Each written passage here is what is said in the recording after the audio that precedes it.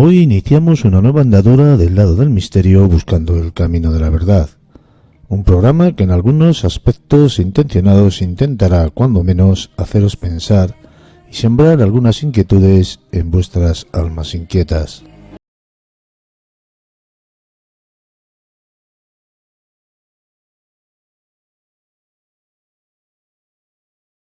La batuta de un servidor, Juan Carlos Baruch Hernández, iniciaremos este viaje de la mano del historiador, investigador, escritor y profesor de bachillerato Joaquín Riera Ginestar, que nos hablará del otro legado de Jesús.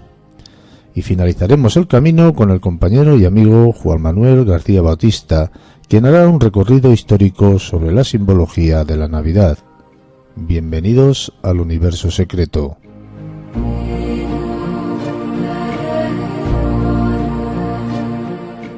Joaquín Riera Ginestar nació en Tormos, Alicante, en 1975.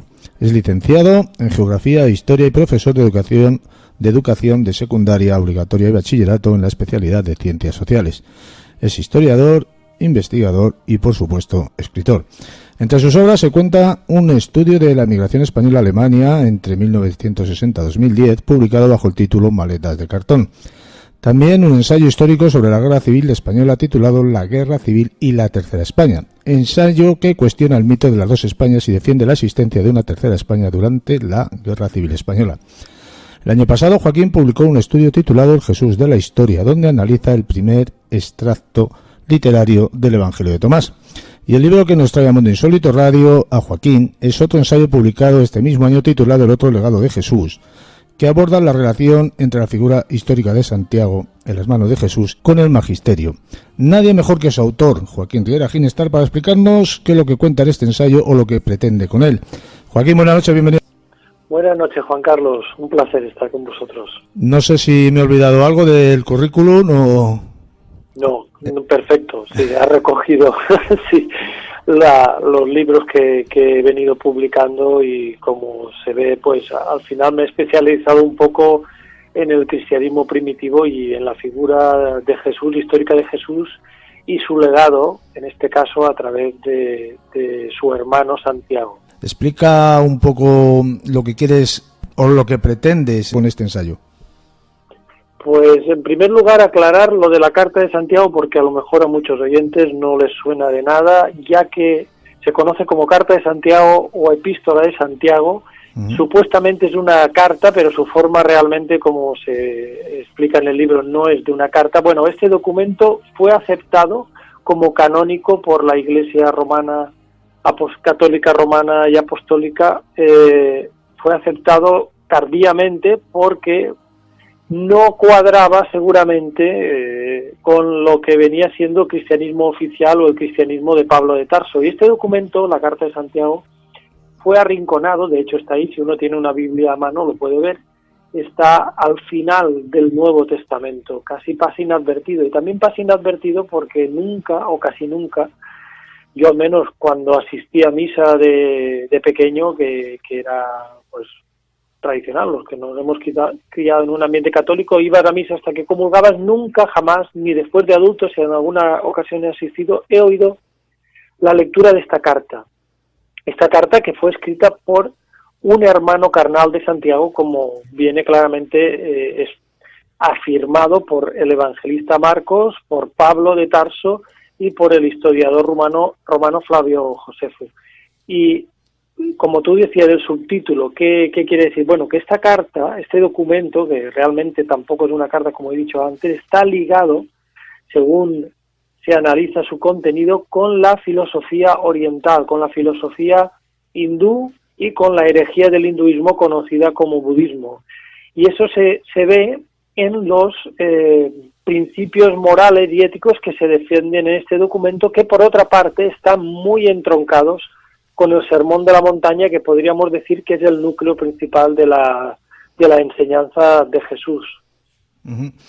Cuando dices el otro legado de Jesús, ¿a qué aludes? Efectivamente, sí. Vale, porque el legado de Jesús, entendido así a grosso modo, es ¿qué nos ha quedado de Jesús? Pues que nos ha quedado en el sentido de su sabiduría, ¿no? Pues nos ha quedado de su vida, de su predicación, de sus milagros, los evangelios, y las cartas de Pablo, juntamente con otras cartas menores como la carta de Santiago, la carta de Judas, las cartas joánicas, la carta de Pedro, etcétera. Realmente nos ha quedado los evangelios. Ese es el legado oficial, el legado conocido por todos, junto con las cartas de Pablo de Tarso, que deberían ir colocadas adelante. ¿Cuál es ese otro legado? Pues aquel que fue destruido por los avatares de la historia y porque triunfó dentro del Imperio Romano, que más que triunfó la Iglesia, triunfó el Imperio Romano adaptando al paganismo una religión, una secta que realmente era judía. Pues ese cristianismo triunfante, el paulino, el que creó Pablo de Tarso, alguien que no había conocido a Jesús y que tuvo sus más y sus menos con los herederos legítimos, ese, repito, ese cristianismo oficial se contrapone al otro que fue el que se formó en Jerusalén alrededor de Santiago el Justo, un hermano de Jesús, que demandaba continuar dentro del judaísmo, pero considerando que Jesús fue un profeta destacado y un Mesías, el Mesías, pero no interpretado en una forma heroica o davídica, sino como el siervo sufriente de Isaías. Entonces, ese legado por la primera guerra judeo-romana entre el año 66 y el 73, ya hubo una persecución, una destrucción del legado. Después, aparte, los judíos ortodoxos, desde la muerte de Jesús, venían persiguiendo a los judeocristianos o nazarenos, que es como se llamaban, y finalmente ya cuando la religión, cuando la versión paulina del cristianismo penetra dentro del Imperio Romano, o el Imperio Romano se apropia de ella para unificar unos territorios que ya estaban disgregándose, es cuando ya se intenta borrar cualquier vestigio de aquella corriente que decía: siendo judíos no vamos a fijarnos en la superficie de la ley, es decir, en cumplir los rituales, sino primero vamos a cumplir el espíritu de la ley. Ese era el mensaje de Jesús y de Santiago. Pero para los paulinos, para la Iglesia triunfante, no importaba la vida de Jesús, no importaba esa predicación, tanto si se ceñía a la ley hebrea como si discrepaba levemente de ella, sino que lo que importaba para la Iglesia triunfante es la muerte de Jesús y su significado salvífico universal. Sí, cabe destacar, ya que lo has mencionado un par de veces a lo largo de tu intervención, o creo yo que cabe destacarlo, que Pablo de Tarso fue el verdadero creador del cristianismo. Sí, efectivamente, el cristianismo que nos ha llegado a nosotros a través de los evangelios, que están inspirados por los seguidores de Pablo de Tarso, aunque en ellos también hay otros elementos, si se analizan cuidadosamente, sobre todo el primer evangelio, el más antiguo, que es el de Marcos, se ve el espíritu paulino, pero también se perciben como fragmentos de lo que pudo haber sido realmente la trayectoria histórica de Jesús. Pero sí, el cristianismo que conocemos es este que ensalza la muerte y ensalza la cruz, cuando el judeocristianismo, sin negar que ese hecho ocurrió, ese hecho perturbador, porque realmente se esperaba la intervención de Dios, el advenimiento de un nuevo mundo, y al final fracasó. Sin negar, digo, ese hecho, los judeocristianos se preocupaban más por la ética, por poner en práctica las palabras de Jesús y no por consolarse diciendo: mi fe me salva, yo tengo fe y con eso es suficiente, he sido un pecador, pero como creo en Dios, Dios me quiere y yo estoy salvado. En cambio, los judeocristianos decían: no puede ser eso y hay que cumplir ciertos rituales, si bien antes de cumplir los rituales uno tiene que tener el corazón limpio, hay que purificar las manos, hay que comer con las manos limpias, pero hay también que tener el corazón limpio y demostrarlo con las acciones. ¿La carta de Santiago es un testimonio incómodo? Es un testimonio incómodo para la Iglesia porque es un documento muy breve, por tanto su lectura yo la recomiendo a los oyentes, porque en el libro hay una versión de la misma al final del texto, pero se encuentra en cualquier Biblia. Es incómodo para la Iglesia porque realmente en ella se afirma, hay un ataque directo contra la riqueza y contra la hipocresía. Y si uno se fija un poco, se da cuenta de hoy en día lo que tenemos en la Iglesia católica en general, empezando por el Vaticano, la más absoluta ostentación de riqueza y la más absoluta hipocresía, con casos de pederastia, con bienes inmuebles que no pertenecen a la Iglesia y que son escriturados. Esta crítica general a la Iglesia tiene salvedades. Por ejemplo, los misioneros y las misioneras ejemplifican aquello que predicaba Jesús y recogió Santiago en su carta, pero el resto de la Iglesia se llena de buenas palabras, de buenas intenciones, lo que criticaba Santiago de los paulinos, pero a la hora de la verdad no limpia la corrupción, no se implica en el cambio en el mundo, con la excepción que he dicho de aquellos que entregan su vida para ayudar a otros en otras latitudes. Y por eso es incómodo, porque es que ataca la riqueza y critica la hipocresía, en frases muy directas. Dice: el destino de los que explotan a los trabajadores, de los que abusan de las viudas, de los huérfanos, es pues estar condenados, Dios se vengará de ellos. Entonces todo esto, y está muy bien las buenas palabras, pero si no tienes hechos tu fe no vale nada. Todo esto a la Iglesia no le interesa, porque leer esto una vez que ya las misas oficiaban en las lenguas romances, para cualquier fiel, el oír esto, si tiene un poco de la mente un poco abierta, diría: vamos a ver, esto no tiene nada que ver con la praxis de la Iglesia. ¿Qué me están diciendo? ¿Cómo han adoptado a esta figura y a su predicación como líder y fundador de una religión, si la religión es todo lo contrario? Y lo más esperpéntico, uno de los elementos más esperpénticos, una religión cuya capital está donde estaba la capital del imperio que ejecutó a su supuesto fundador. Es una completa despropósito, vamos. Por eso esta carta es incómoda, porque es una carta, fíjate, que durante los años 60 y posteriormente hasta los años 80, en América Central y en América del Sur, cuando alguien enviaba esta carta por correo a alguna persona, los servicios de inteligencia, muchas veces con la colaboración de Estados Unidos, consideraban que quien estaba enviando esa carta seguramente era un elemento marxista peligrosísimo y había que controlarlo, si no hacerlo desaparecer. De ahí que sea el contenido incómodo, porque casi, por eso es un manifiesto comunista, no, porque estamos hablando de Israel del siglo I, pero vamos, que defiende a muerte a los pobres y critica la hipocresía y la riqueza. ¿Es quizás esta carta el documento más antiguo del cristianismo? Yo considero que sí. Hay otros especialistas, como el profesor Piñero, con el cual he mantenido a nivel particular un debate, un intercambio de opiniones sobre la antigüedad. Él defiende, como muchos, la mayoría, que las cartas de Pablo de Tarso son los documentos más antiguos, aunque también es verdad que la comunidad científica reconoce que debajo de de Mateo y de Lucas hay una fuente perdida, la fuente Q, que puede tener la misma antigüedad.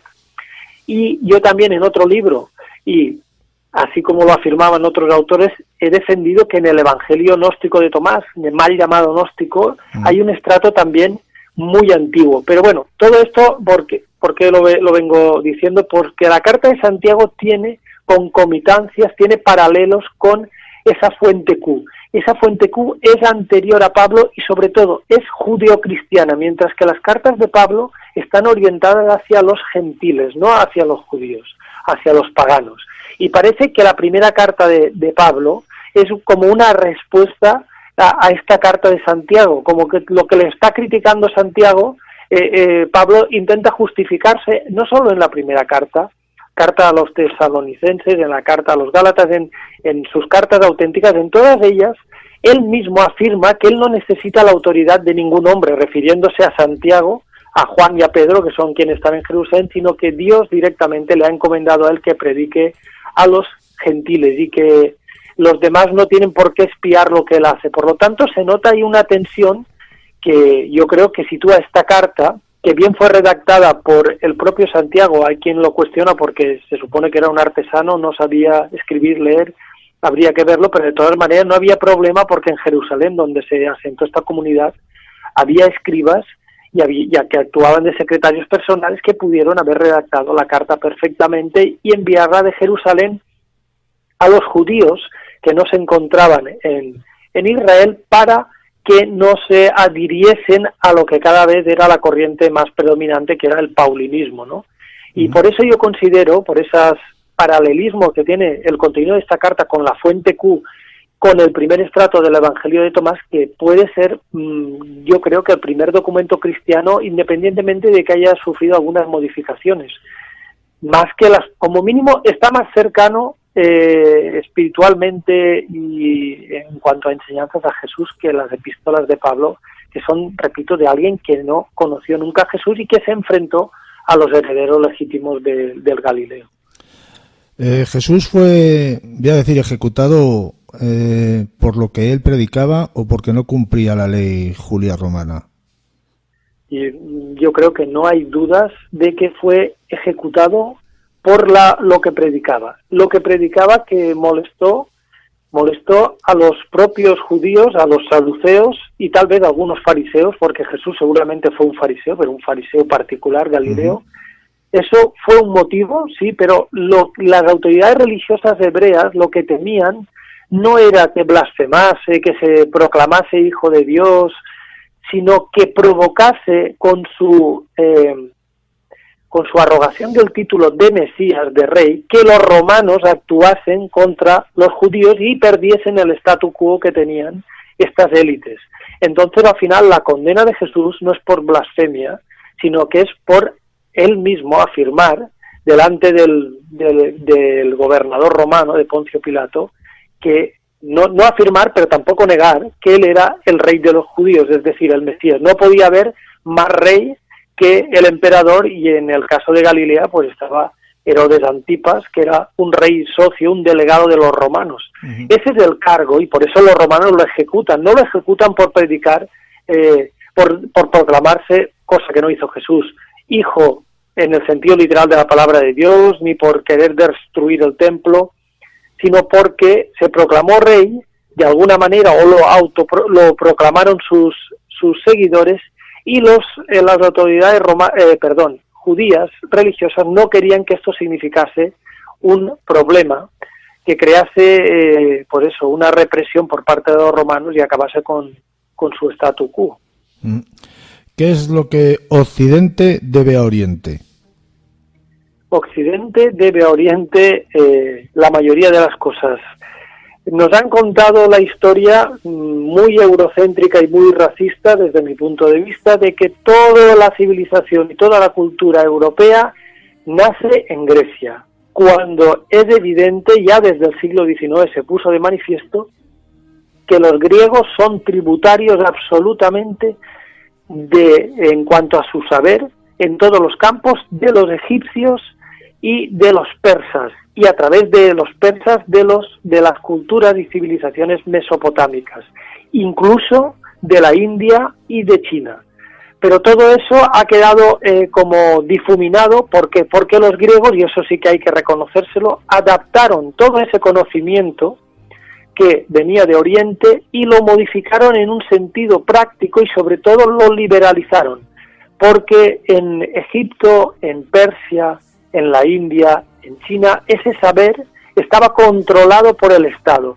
Entonces era difícil que se progresase, ya que no podían darse elucubraciones o teorizaciones no autorizadas o no puestas al servicio del Estado para la construcción, como por ejemplo en Egipto, de todas las obras para contener, para regular las inundaciones del Nilo o para contabilizar las cosechas y los tributos.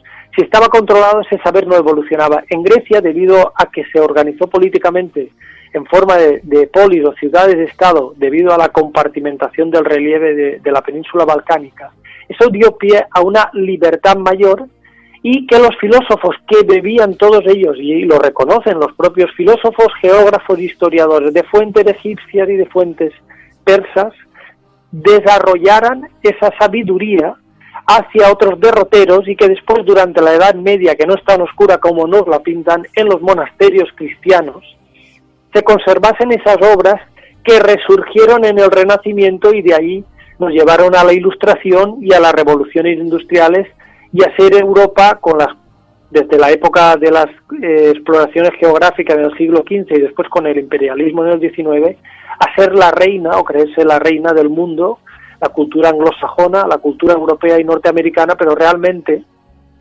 esa sabiduría, el paso del mito al logos, de la elucubración mística, de la elucubración mágica a la ciencia, se produjo en Oriente, y la civilización mesopotámica, igual que la egipcia, tenían un desarrollo técnico muy superior, y el cual en algunas construcciones como sabemos todos, no se han conseguido reproducir hoy en día a pesar de la tecnología que tenemos. Sí, sí.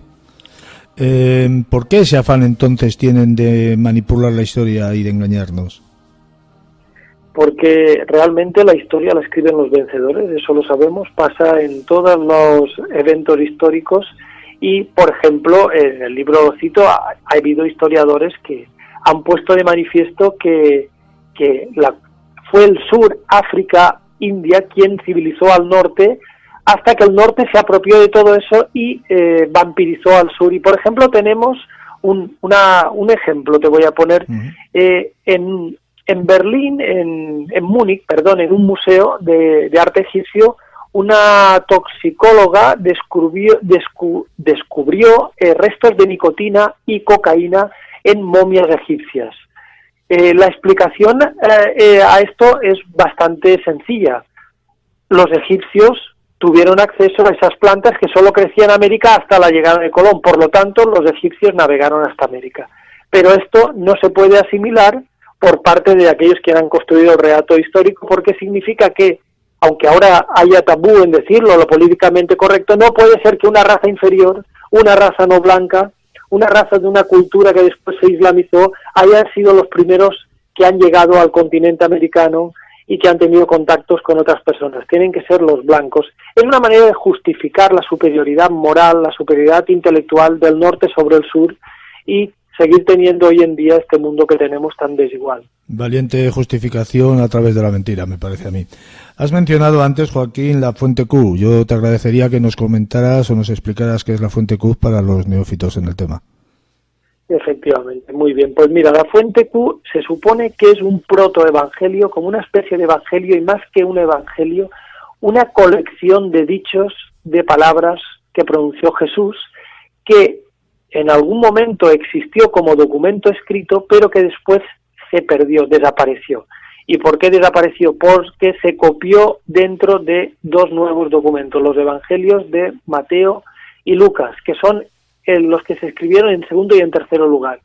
En primer lugar se escribió el evangelio de Marcos, que ya tuvo a su disposición esa colección de dichos llamada Q. Se llama Q porque en alemán, que fueron los expertos alemanes en el siglo XIX quienes aislaron esa fuente, la encontraron, y entonces en alemán Quelle significa fuente y por eso se llamó Q. Se le podía haber llamado X, Z o como le hubiera dado la gana, pero por eso se llama Q. Pues Marcos es una fuente que ya bebe de esta fuente Q de los dichos, que se parece mucho, aunque es hipotética, al Evangelio de Tomás, que es una colección de dichos de Jesús, sobre Jesús.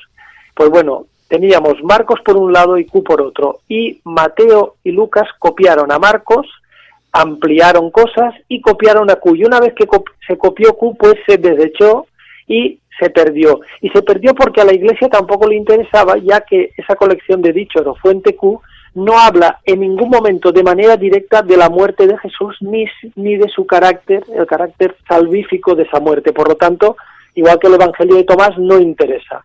El Evangelio de Tomás lo habían creído que lo habían destruido, pero por avatares de la casualidad apareció en Egipto en 1945 una copia, cuando unos campesinos buscaban estiércol. En el caso de la fuente Q no ha aparecido, pero se puede reconstruir comparando aquellos versículos que tienen en común Mateo y Lucas y que no recoge Marcos, que es su otra fuente.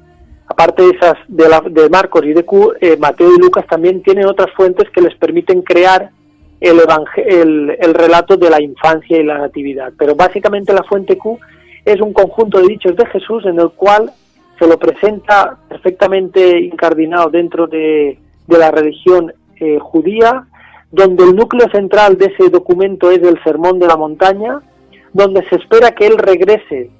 Eso está escrito evidentemente después de su muerte, algunas partes, porque también tiene estratos. Se espera que regrese como hijo del hombre en la gloria de Dios para juzgar, pero que durante su venida, su anterior presencia en la tierra, ya ha iniciado la presencia del reino con su predicación. Y eso es básicamente el documento, una colección de dichos que podemos encontrar debajo de Mateo y de Lucas. ¿Y en el libro que has escrito? Y en el libro que he escrito hay de la fuente Q sale lo que es el Sermón de la Montaña. En el libro abordo principalmente la carta de Santiago, en la cual, y en ese sentido sí que sale la fuente Q, se comparan muchos dichos, muchas frases que pertenecen a la carta de Santiago con la fuente Q, que como hemos dicho, juntamente con la carta de Santiago, puede ser uno de los primeros documentos del cristianismo, también junto con el primer estrato del Evangelio de Tomás, de la misma época o ligeramente anterior que las cartas de Pablo de Tarso. El otro legado de Jesús es un ensayo, un libro para mentes inquietas, para aquellos que buscan una parte de la verdad, porque la verdad toda me parece que no la tenemos nadie. Eso seguro, siempre. En cualquier campo de investigación, en la vida cotidiana, la verdad, cada uno tiene su verdad. Ya nos habló Nietzsche del perspectivismo, de que la verdad es una clase de error como otro, pero hay errores más útiles que otros. Hay errores que son convencionalmente por el conjunto de la sociedad aceptados y se convierten en verdades. Pero yo creo que sí, que como tú has dicho, este es un libro para mentes inquietas. No es un libro irreverente, no busca ofender a nadie, busca que el creyente o el que está interesado en quién pudo ser Jesús y qué mensaje transmitió, pueda tener una nueva perspectiva sobre lo que quiso decir aquel hombre y cómo después la Iglesia pues lo ha adulterado, como sucede con muchos personajes históricos famosos que a lo que nos llega al final no tiene nada que ver con lo que fue, para bien o para mal. Algunos los denigramos y a otros los ensalzamos. Alguien dijo alguna vez que la verdad es la única mentira que aún no se ha descubierto. Joaquín, ¿dónde podemos encontrar este libro y todos los que hemos mencionado al principio? Pues todos estos libros están publicados por la editorial Almuzara, que es una editorial cordobesa, y allí encontrarán el legado de Jesús y también el Jesús de la historia, un acercamiento a través del Evangelio de Tomás, que es el anterior libro que escribí relacionado también con Jesús de Nazaret. Algún día, si Dios quiere, y Joaquín también, hablaremos de la Guerra Civil y la Tercera España, que me parece que es un tema que a mí personalmente me interesa muchísimo. Encantado de poder volver y debatir sobre ese otro libro, que es verdad, sobre un tema candente, interesante y utilizado en vez de para superar el pasado, para recrearse en aquello que nos separó, cuando sí, lo que hay que buscar es más bien lo que nos une. Lo que nos une. Es un libro que todavía yo creo que sigue levantando ampollas, porque la guerra civil no está tan lejana en el tiempo. Incluso hay gente que todavía ha vivido en la guerra civil, que todavía vive hoy en día. Lamentablemente en España somos así, utilizamos las cosas para separarnos en vez de para unirnos. Joaquín, reitero mi agradecimiento, un fuerte abrazo y nos vemos en próximas ocasiones. Muchas gracias. Hasta luego.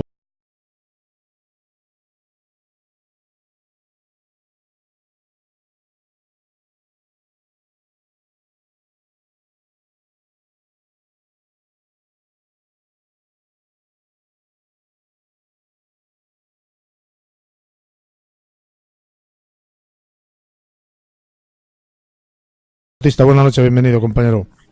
¿Qué tal, compañero? Muy buenas noches. Vamos, si te parece, a hacerte tú mismo, te haces una pequeña presentación para todos aquellos que no tengan el gusto de conocerte. Los que ya te conocemos, pues sabemos quién eres y tu trayectoria. Pero seguro que hay alguno que nos escucha que no sabe quién es José María García Bautista. Bueno, pues es José Manuel García Bautista, que en este caso, bueno, pues es un divulgador, se dedica a temas de misterio, aunque sí es verdad que está vinculado al periodismo en Sevilla, en Andalucía, en este caso ya no solo con temas de misterio, sino con otro tipo de periodismo que tiene que ver más con lo que es la vida diaria, ¿verdad?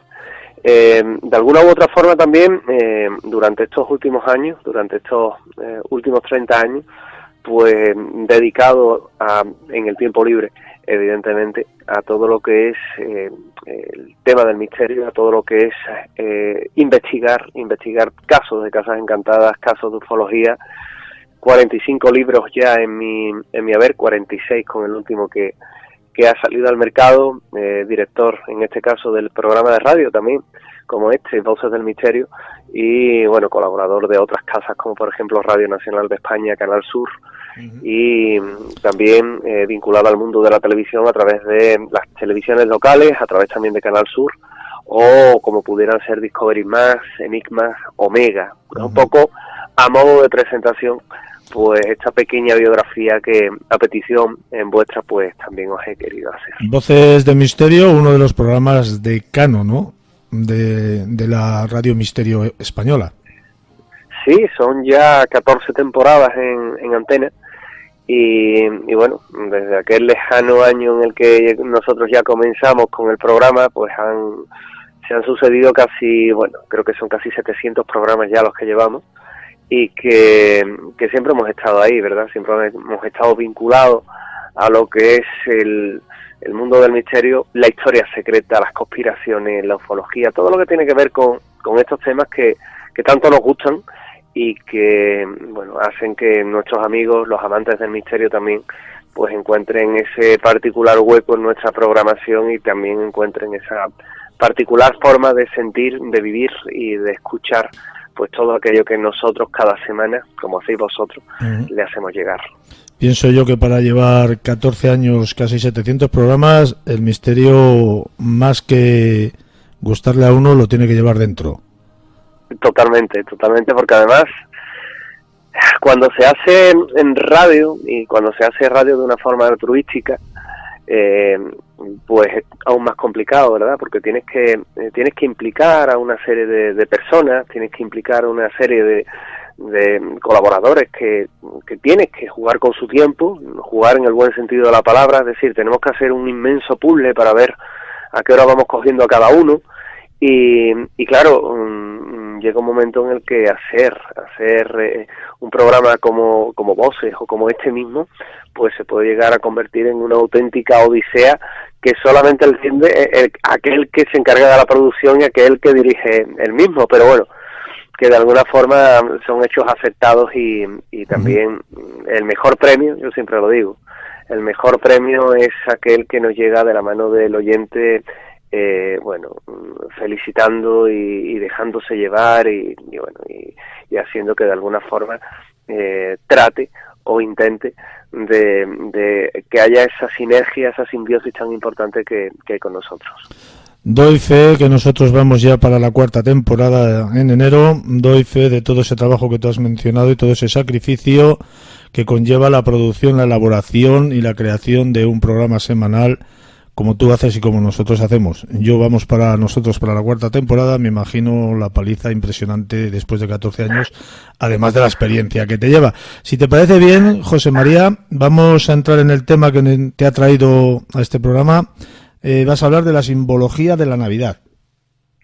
Sí, la simbología de la Navidad, porque, bueno, tenemos todo lo que es estas fechas, ¿verdad?, que se suelen celebrar de una forma tan especial, pero en pocas ocasiones nos detenemos a pensar cuál es toda la simbología que nos oculta, ¿verdad?, de dónde vienen todas esas tradiciones que en muchas ocasiones, bueno, pues simplemente nos limitamos a cumplir, nos limitamos a hacer y que de alguna forma, bueno, pues también tiene, yo te diría que casi el mismo valor o tiene casi la misma intensidad en cuanto a no solo ya la tradición, celebrándolo, ¿verdad?, la tradición que nos une a la familia, a los amigos, que nos sentamos a una mesa y celebramos todas estas fechas, pero en pocas ocasiones nos preguntamos el por qué. El por qué, por ejemplo, alguna vez, no sé si ha surgido en nuestros oyentes la pregunta ¿por qué celebramos la Navidad un 25 de diciembre y no otro día? ¿Por qué es acertado celebrar la Navidad en esta fecha? ¿Existieron los Reyes Magos? ¿Quién era Papá Noel? ¿De dónde viene la tradición de los dulces navideños? La ornamentación de las fiestas, ¿por qué ponemos bolas y guirnaldas y estrellitas y campanas? Bueno, ¿por qué, verdad? Lo primero que hay que decir es que, como en todas las grandes historias, ¿verdad?, el día 25 de diciembre realmente no es la fecha en la que nace Jesús de Nazaret, es una fecha adaptada. En tiempos de antiguas religiones, predecesoras del cristianismo, en esa misma fecha se celebraba, por ejemplo, el Día del Sol Invicto, o el nacimiento del Sol. Y al no poderse eliminar esas fiestas paganas, se reconvertían al uso cristiano. esa fecha no se fijó hasta el siglo IV. Y en esa fecha también se celebra el nacimiento del dios viviente Mitra, el mitraísmo, que guarda una gran similitud y gran paralelismo con el propio cristianismo, y que la doctrina en sí la adopta un emperador de Roma para su culto, como fue Cómodo. Aparte de ello, en esa fecha también se celebran cultos, por ejemplo, a Apolo, y sería el Papa Honorio, en el año 440 de nuestra era, quien impondría esa fecha devorando otras tradiciones coincidentes. De esa forma se solapaban y, bueno, el cristianismo pues veía como su fecha también se celebraba, aunque fuera enmascarando a otros cultos anteriores. La fecha real del nacimiento de Jesús de Nazaret habría que ubicarla posiblemente entre los meses de mayo y julio. Lo marca así los relatos y la climatología. El clima es muy importante. Nunca hubiera sido en diciembre porque es una fecha adversa. No sería viable, por ejemplo, tener a los rebaños pastando. El frío podría acabar con muchas cabezas de ganado. El nacimiento, además, se debe ubicar hacia el año -4, -7 antes de Cristo, evidentemente, debido a las informaciones que tenemos sobre la matanza de los infantes. Es decir, aquella decisión trágica de Herodes de matar a todos los primogénitos de la familia, hecho que está, entre comillas, históricamente acreditado. Por el contrario, la fecha del 6 de enero es el día de la manifestación del Señor, a partir del siglo II, y fue el propio Juan Pablo II, en el año 1983, quien dijo que las fechas son solo simbólicas, nunca exactas, en referencia a todas estas celebraciones navideñas. Es decir, no es que aquí en un programa de misterio estemos yendo en contra de la tradición, simplemente que hay incluso un papa, como fue Juan Pablo II y luego Joseph Ratzinger, es decir, Benedicto XVI, quienes hablaron del simbolismo de esta fecha y nunca del rigor que deben de tener como una fecha exacta. El Papa Fabián, por ejemplo, entre el 236 y el 250 consideró sacrílego a los que trataban de datar la fecha del nacimiento de Jesús. Se dató posteriormente entre los días 6 y 10 de enero. La fecha del 25 quedaría marcada como opción para desbancar a esos cultos solares de los que hablábamos antes. El Papa Liberio, entre el 354 y el 360, fija como inmutable la fecha del 24 al 25 de diciembre como la del nacimiento de Cristo. Y ahí ya todo lo demás, todo cuanto se pueda aportar, es innegociable. Como dato curioso también, permítanme que le apunte que Jesús de Nazaret probablemente no nació en Belén, sino más bien en el tránsito entre Nazaret y Cafarnaún, aunque la tradición piadosa y la estrella nos indica que fue la vieja ciudad eterna con su eterno portal, quizás para que se cumpliera la profecía que decía que tenía que pertenecer a la casa davídica, y en este caso, es decir, a la casa de David, del mítico rey, y que tenía que tener una relación con una de las ciudades señeras dentro de lo que fue su reino, y en este caso era Belén. De la estrella también nos podemos ocupar porque es un curioso fenómeno que se produjo, según cuentan, en aquella fecha, y aún hoy sigue provocando controversia en aquellos que debaten en qué fue la estrella de Belén. La estrella de Belén no fue ni un ovni, ni un cometa, ni nada extraño. No hay datos que avalen lo primero, pese a que por su extrañeza lo podríamos catalogar como tal. Y tampoco hay datos astronómicos de ningún cometa o fenómenos análogos en la fecha del nacimiento de Jesús. Posiblemente se trató de una conjunción muy brillante entre Júpiter, Saturno, en la constelación de Piscis, allá por el año -7 antes de Cristo. El año que anteriormente se refería como el del nacimiento real de Cristo, según la matanza de los inocentes. Otro de los aspectos curiosos que tienen esta fecha es la de los Reyes Magos, la ilusión con la que los niños aguardan la llegada de los Reyes Magos cargados de juguetes y regalos. No tiene parangón. Es la noche de la magia, es la noche de los niños, pero los Reyes Magos no siempre fueron 3. Su número varió a lo largo de la historia e incluso el rey Baltasar no se le convirtió en rey mago negro hasta el siglo VI para simbolizar las 3 razas de la tierra y por necesidades de la Iglesia de aquellos tiempos. Rey negro que habitualmente era el que traía el carbón a los niños, cuyo comportamiento no había sido el más adecuado. Con el tiempo se convirtió en el rey mago que mejores y más regalos da a los niños. Según los escritos atribuidos a San Mateo, los reyes no eran reyes magos, sino simplemente magos. Incluso se les representaba originalmente con el gorro frigio de mago, y sus nombres no aparecieron hasta el siglo VI. Los Reyes Magos hasta el siglo IV fueron 2, 4, 6, 12 e incluso 60. Incluso se les puso edad a cada uno de ellos. En el siglo XV, Petrus de Natabilibus fijó que Melchor tenía 60 años, Gaspar 40 años y Baltasar 20 años. Y esto no está dejado al azar, simbólicamente representa las edades del hombre. La descripción física discrepaba de las narraciones que existían en la época. Los Reyes Magos hacen su primera aparición en la representación pictórica en un mosaico en Apolinar Novo, en Rávena, en el siglo VI.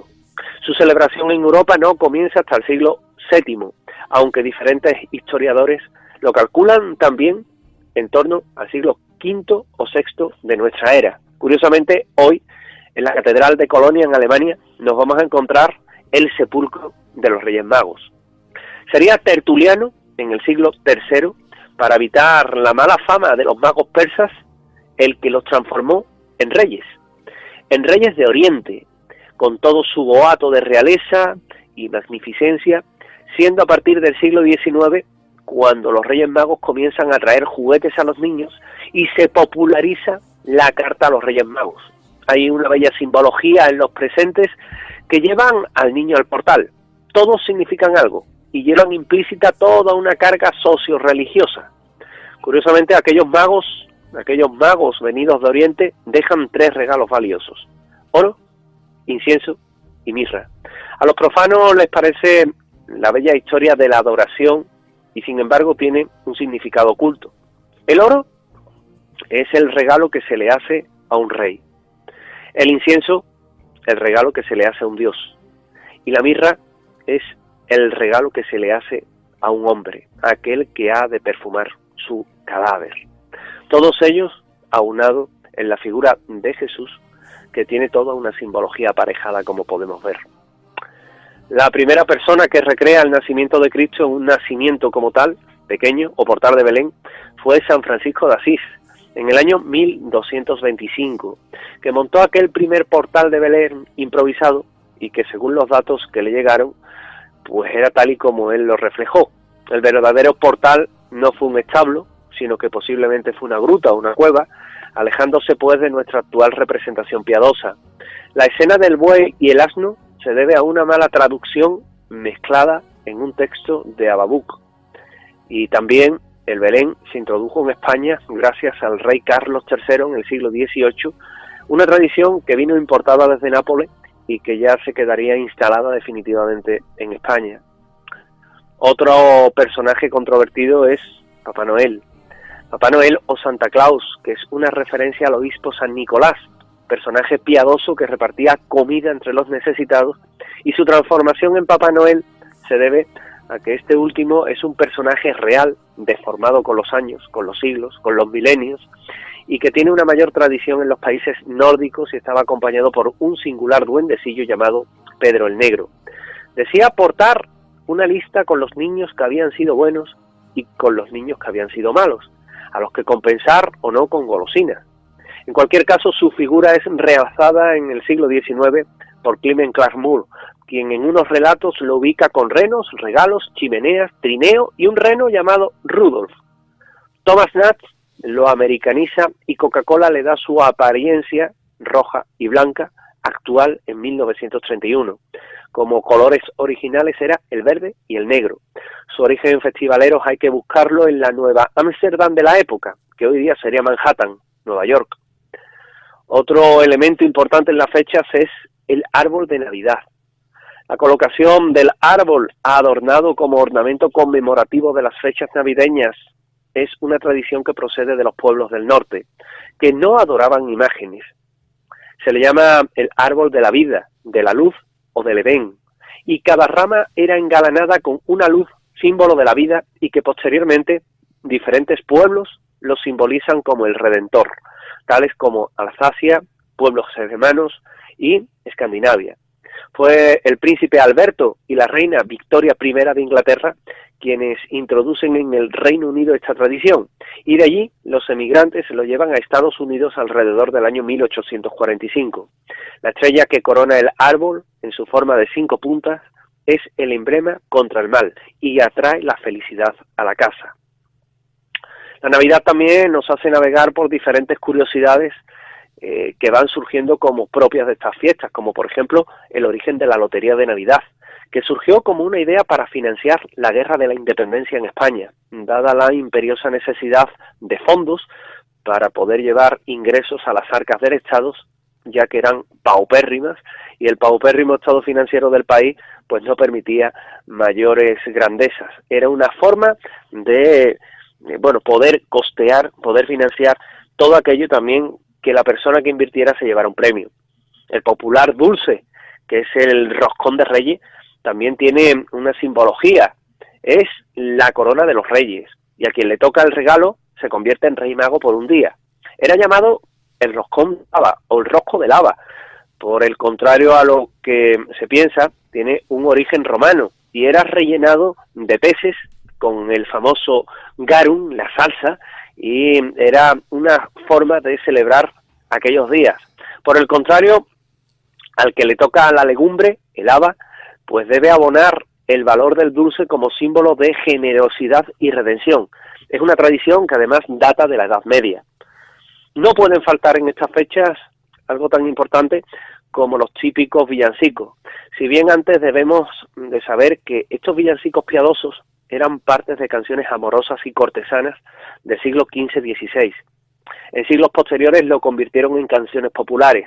Proceden de acalorados poemas de corte sexual, improvisados para la época, al que posteriormente se le acompañó de música y letras más blandas y más acorde con la época y la conmemoración que se celebraba. Y también tenemos que hablar de comidas. Si el plato estrella de estas fiestas es o suele ser el pavo, dependiendo, no se sabe aún el origen de la misma. Y me explico, el pavo de Navidad se sirvió por primera vez en la corte del rey Enrique VIII de Inglaterra. La tradición se impuso al exportarla el mecenazgo de los Austrias en el siglo XVIII, y se cree que posiblemente es un reflejo de una cena popular como es la de Acción de Gracias, aquella con la que los colonos que llegan en el Mayflower a los Estados Unidos sin tener nada que comer, pues ven aquellas criaturas, los pavos, y hacen de ella un particular festín. Igualmente, si se bebe cava o champán, se debe de saber que su origen es muy incierto. Parece claro que no lo inventaron los franceses, y mucho menos Don Periñón. Su patria habría que encontrarlas en zonas de Cataluña, más vinatera, al encontrarse de forma accidental con la fermentación de la uva en uno de los viejos monasterios donde tan buenos caldos se hicieron. Si, como otros muchos habitantes de este planeta azul, nuestro oyente conmemora estas fechas a la luz de la vela, debe conocer la representación de todo ello, y que es un elemento que es propiciatorio para purificar, iluminar y dar ilusión y esperanza. También tiene todo un color aparejado, y otro símbolo muy conocido en estas fechas es el famoso muérdago, que está considerado como un elemento de suerte y felicidad desde la antigüedad. Besarse bajo él es ponerse al amparo de su protección y símbolo de buen augurio, aunque no es lo único que nos vamos a encontrar desde luego en estas fechas. Por ejemplo, podemos seguir hablando de algo tan curioso como el propio ritual que vamos a tener o que llevamos esa noche, ¿verdad? La noche de fin de año, en la que, por ejemplo, se suelen hacer diferentes acciones simbólicas, salir a la calle y andar con una maleta que está llena de ropa y que tenga datos nuestros, como nuestro carnet, pasaporte, tarjeta de crédito, y ellos dicen que contribuirá a atraer el dinero y también los viajes, o tomar las 2 uvas y la campanada, que no es ni más ni menos que un excedente de uvas que hubo en Cataluña a principios del siglo XX y que se instaló para quedarse con nosotros como las 12 uvas de la suerte, y sin embargo, pues no tienen nada de mágico y sí más de mercantilista y de crematístico para no tirar todas aquellas frutas que habían sobrado. barrer con fuerza nuestro hogar, expulsando la negatividad de dentro a afuera, es otro buen augurio como símbolo de éxito y de prosperidad. O poner sal marina y arroz en los rincones de la casa y el día 1 de enero barrerlas hacia afuera, o usar ropa nueva y calzado nuevo, o colocarse una moneda en los apartamentos, en las campanadas, o comer, por ejemplo, lentejas.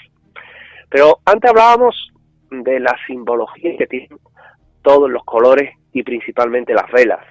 Las velas de color amarillo y ocre ayudan a atraer la abundancia en todos los sentidos. Las de color azul y celeste atraen la paz y la armonía.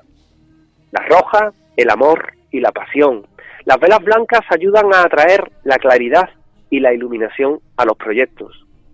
Las velas verdes atraen la salud para todos los presentes, y las naranjas, la inteligencia y el éxito, aunque algunos se ve que las velas naranjas no las gastan últimamente. Sí es verdad que si seguimos en todo esto, pues nos podemos encontrar con más mitos de esta Navidad, y es que en muchas ocasiones pues nos podemos encontrar, como comentaba al principio, con una serie de fiestas que tenemos asimiladas. ¿Qué es esto realmente?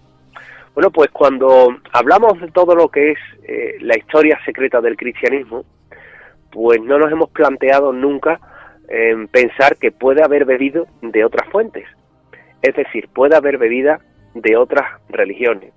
Y es cierto, el cristianismo es en parte y tiene algo de muchas culturas, como por ejemplo la sumeria o la egipcia. No es casualidad. Vamos a encontrar vestigios de todo ello en los mismos relatos. Y así, por ejemplo, nos encontramos con algo muy curioso, como es el dios Horus, que conforme leemos su historia vamos a ir viendo cómo se cruza casi con perfección milimétrica con otras quizás más conocidas o más cercanas. Ese dios egipcio tenía un enemigo, tío de él, se llamaba Set, y siendo este el dios de la oscuridad y de la noche, pues tenía una gran animadversión por Horus. Metafóricamente, Horus es el dios solar. Cada mañana ganaba la batalla Set, viajando por el cielo en señal de su dominio, pero al atardecer Set resucitaba y ganaba la batalla a Horus, mandando a este a su barca al inframundo, por el cual viajaba, encontraba la salida y repetía el ciclo. Pero cuando repasamos las biografías religiosas de este dios, nos encontramos con datos que son sorprendentes. Horus nació un 25 de diciembre de la diosa Isis María o Isis Mary. En su nacimiento brillaba la estrella del este. Además, ese alumbramiento estuvo adorado por 3 reyes. A la edad de 12 años era un prodigio, y cuando cumplió los 30 fue bautizado en el río Nilo por Anub, que era una especie de profeta que se encontraba en aquella época. Comenzando ahí sus verdaderas enseñanzas. Tenía 12 discípulos que le acompañaban a todas partes, realizó milagros durante todo ese tiempo, como curar enfermos o caminar sobre el río Nilo, y se le conocía como la verdad, la luz, el Hijo de Dios, entre otros nombres. Después de la traición de uno de sus discípulos, Tifón, este fue crucificado y enterrado, pero a los 3 días resucitó. Estos atributos de este dios, sean originales o no, se filtraron en distintas culturas, dando así inicio a una serie de mitos religiosos bajo esa base. Y como muestra, un botón. Atis de Frigia nació de la Virgen Nana allá por el año 1200 a.C., un 25 de diciembre. Fue crucificado, enterrado y resucitó a los 3 días. Krishna, en la India, nace en el 900 a.C. de la Virgen de Baki, con una estrella de leche apuntando a su llegada, realizó milagros con sus discípulos y tras morir resucitó. Dioniso de Grecia, allá por el 500 a.C., nació de una virgen el 25 de diciembre. Era un maestro nómada, realizaba milagros como convertir el agua en vino. Fue calificado como el rey de reyes, el único hijo de Dios, el alfa y el omega. Murió crucificado y resucitó. Mitra, 1200 a.C., Mitra de Persia, que nació de una virgen el 25 de diciembre. Tuvo 12 discípulos, realizó milagros, se le conocía como la verdad y la luz. Cuando murió, fue enterrado y resucitó a los 3 días. Y es que nos encontramos que hay una serie de puntos comunes, como por ejemplo el nacimiento, que todos se corresponden con un 25 de diciembre, que la madre en todos los casos fue virgen, que hubo una muerte y resurrección a los 3 días y que tuvo un número limitado de seguidores. ¿Cuántos? 12. Nada más y nada menos. Entonces, ¿por qué estos atributos? ¿Por qué 12 discípulos? Muerto y resucitado a los 3 días, hijo de una virgen. Para ser justos debemos decir que podemos considerar el verdadero protagonista de la historia supersticiosa y religiosa del hombre en la tierra al sol.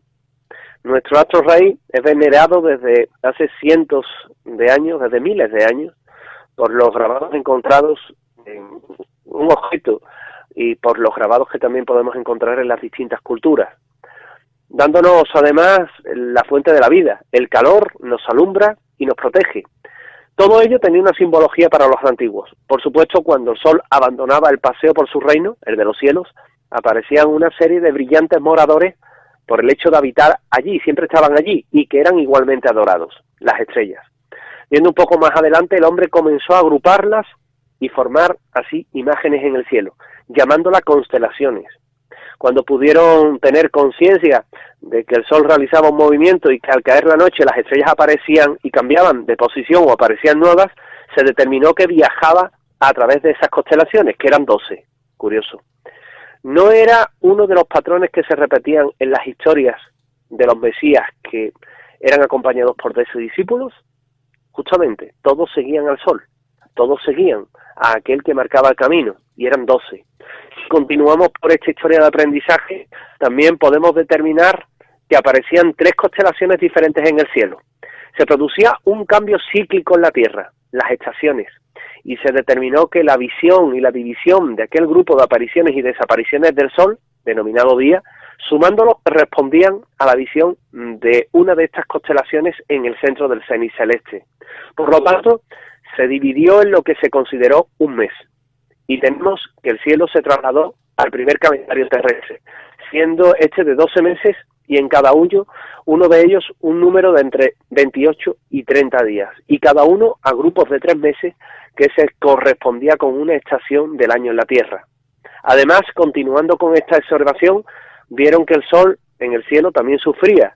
De vez en cuando tenía una variación en el ciclo, siendo los 2 más importantes los que se correspondían con los solsticios y con los equinoccios.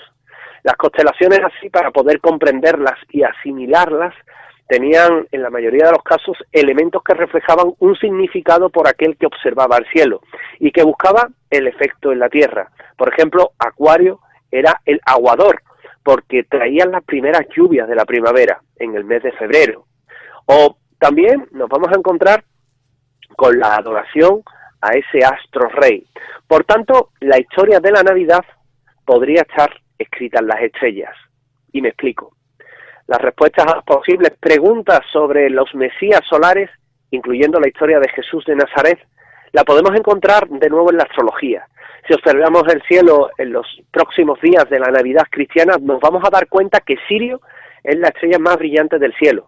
El 24 de diciembre se alinea con 3 estrellas muy brillantes que se encuentran en el cinturón de Orión y que curiosamente son conocidas como los 3 reyes, aquellas que siguen a una estrella más brillante. Qué curioso, ¿les recuerda algo? Pues bien, si lo unimos con una línea imaginaria, desde la última estrella de los 3 reyes hacia el horizonte, apunta justamente al lugar astronómico donde nace el Sol. ¿Qué día? El 25 de diciembre. Podemos considerar que según las posiciones de las estrellas en el cielo, las estrellas del cinturón de Orión parece que siguen a Sirio, para así encontrar un lugar en el horizonte por donde sale el Sol, un nacimiento. Continuando con la secuencia astrológica, vemos ahora que hay otro objeto bastante curioso, un concepto, el de la Virgen. Virgo es la constelación conocida como la Virgen. Su representación es en forma de M de María. La mayoría de las madres de los Mesías tienen nombres que comienzan por M, destacando por ejemplo la madre de Adonis, que se llamaba Mirra, o la de Buda, que se llamaba Maya, amén de las ya mencionadas. A partir de ahí debemos desentrañar además el concepto fecundidad, y como en un mensaje esotérico oculto aparece el nombre de la ciudad que vio nacer al Mesías, Belén. Para todo esto debemos de saber que astronómicamente Virgo hace referencia a la casa del pan, y la representación de Virgo en la astrología es la imagen de una virgen sosteniendo una espiga de trigo. Qué curioso. Esa representa agosto y septiembre, tiempo de cosecha, de fecundidad. En cuanto a Belén, ¿saben qué significa en hebreo? La casa del pan, o lo que es lo mismo, la representación en la tierra de Virgo. Seguimos, porque existe un periodo de tiempo de 3 días durante el solsticio de invierno, en la cual astronómicamente da la sensación, por el movimiento de la Tierra y su posición con respecto al Sol, de que éste se para, se detiene en el cielo. Es decir, hay un movimiento de muerte. No sigue su movimiento hacia el sur desde la perspectiva de nuestro hemisferio. Durante esos 3 días queda parado, figuradamente. Ese fenómeno, al cual sumamos el invierno, época del ocaso de la naturaleza, hace que parezca que el Sol muere y deja de moverse. Además, el Sol se coloca en el lugar más bajo del cielo. A esto le añadimos la proximidad de este, debajo, para ser más exacto, de una constelación, la Cruz del Sur. Después de eso, después de todo este movimiento, el 25 de diciembre, el Sol comienza un leve movimiento hacia el norte de 1 grado, y comienza entonces la llamada resurrección solar, por su movimiento, anunciando, qué curioso, días más largos y luminosos, y la proximidad de la vida de nuevo, o lo que es lo mismo, la estación de la primavera, es la resurrección. Obviamente, la celebración cristiana se divide en 2 partes, el nacimiento, la natividad o navidad, y la Semana Santa, la muerte y resurrección, pero en 2 fechas diferentes. La Semana Santa se celebra en el equinoccio de primavera, ya que en esta época el sol gana a la oscuridad y el día, a partir de esa fecha, es más largo. Por tanto, podemos considerar entonces la victoria frente a la muerte o a la oscuridad, por ser las horas del sol mayores de día que de noche. Terminamos con los 12 apóstoles. Se puede suponer que la representación de los 12 apóstoles son las del zodiaco, junto a Jesús, el sol, que debemos tener el número 12 que se encuentra en muchos lugares de la Biblia. Además de esto, podemos añadir que el símbolo de la cruz no es exactamente cristiano, más bien es una adaptación pagana de la cruz del zodiaco, o zona central en la que se representa al sol en un círculo dividido por 4 partes, en 2 líneas diametrales que parten del Zoroastro en 4. Podemos ver este detalle en las primeras representaciones de Jesús, que se dibujaba o labraba una cruz justo por detrás de su cabeza rodeada de un círculo, siendo así llamado la luz del mundo, o sea, el sol. Podemos considerar entonces que la cruz es una adaptación pagana de ese centro o rueda zodiacal, teniendo en cuenta que todavía siguen existiendo controversias acerca de la muerte de Jesús en una cruz o en un madero. La representación de Jesús con una cruz o un círculo en el centro de la cabeza se ven obras anteriores al siglo XIX, donde ya la traducción de los jeroglíficos egipcios comienzan a sembrar cierta controversia en torno al mundo religioso. Tal y como indicaba, todos estos datos, aunque escuetos, forman las suficientes pistas como para indicar e iniciar una investigación que nos puede llevar al conocimiento esotérico de nuestra humanidad. En cualquier caso, cuando leemos los grandes libros de las enseñanzas religiosas, siempre lo hacemos con la idea preconcebida de lo aprendido por nuestra cultura religiosa, casi siempre interpretada por las personas que se erigen como los en que en realidad saben descifrar estos textos tan farragosos. No obstante, debemos pensar que en la antigüedad todo esto estaba escrito en los cielos, que lo que hemos hecho ahora mismo lo único que hace es recrear la posición de las estrellas y la posición de los astros en el cielo, los movimientos y demás. ¿Esto qué quiere decir? Pues lo que quiere decir es que la historia de la Navidad estaba escrita en las estrellas, simbólicamente, antes incluso que naciera el cristianismo o las grandes religiones, y que de alguna forma hoy día conmemoramos sin saber su origen. Es, en suma, mi querido amigo, el sentido oculto, la simbología y los símbolos o secretos que encontramos en Navidad. Has hecho un extenso repaso de toda la historia de la Navidad, de toda la simbología. Hay algunas cosillas que me hubiera gustado preguntarte mientras hablabas, pero no he querido interrumpirte tu elocución porque me parecía muy correcta y muy bien expuesta. Lo que sí que he sacado en claro es que la Iglesia se hace propia cosas y tradiciones que no son suyas, ¿no? Totalmente. Totalmente, porque además, bueno, es normal, en cierta forma, no nos debe de extrañar, es normal. Pero sí es cierto que cuando nos vamos encontrando con muchas de esas historias de Navidad, que en muchas ocasiones ni nos planteamos, ni lo estudiamos, pero cuando buscamos, profundizamos, analizamos, estudiamos todo lo que es la Navidad y buscamos en los antiguos cultos y las antiguas religiones, nos vamos a encontrar que todas ellas tienen muchísimos puntos comunes y que todo ello debe de haber partido de una religión madre o de un concepto madre, y ese concepto puede que esté escrito en las estrellas. Sí, de una misma idea, quizás. Una misma idea. Sí, una de las cosas que más me ha chocado y me ha sorprendido, porque lo desconocía totalmente, es lo de las 12 uvas que viene de Cataluña. No tenía ni idea.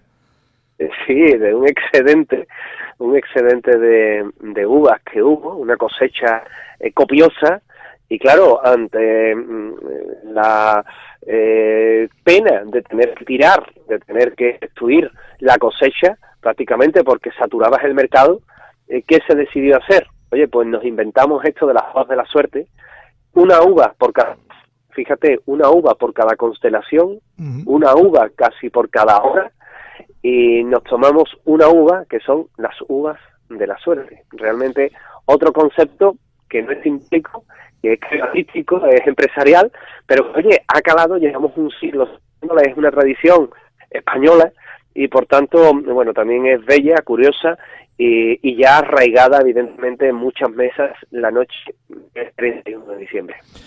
No sé si has mencionado también al principio, cuando hablabas de los Reyes Magos, lo del carbón, ¿no? Que el Rey Negro, curiosamente, daba carbón o da carbón a los niños que nos han portado bien durante todo el año. ¿No tiene mayor simbología que esa? No tiene mayor simbología que esa, es decir, el carbón, porque era algo de poco valor y se consideraba que evidentemente un niño no puede querer piedra negra, que es el carbón, que fíjate, no tiene mayor simbología esotérica. No es como, por ejemplo, cuando hablamos del onix, ¿verdad?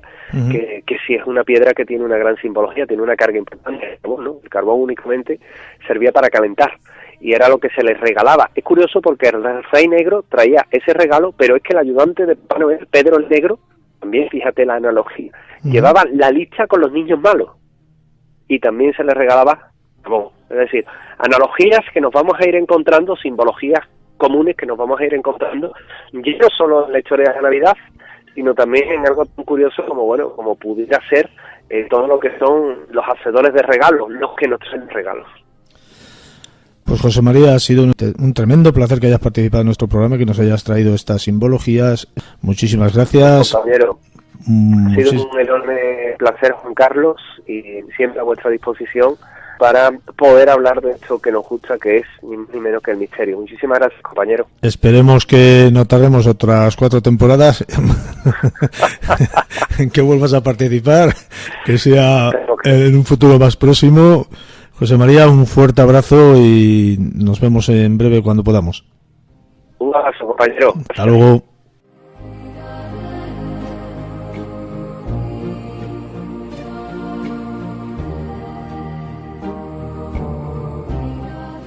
Llegado al final del programa, solo me queda que daros las gracias a todos por vuestro tiempo, vuestra atención y vuestra compañía.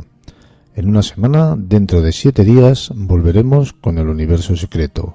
Hasta entonces,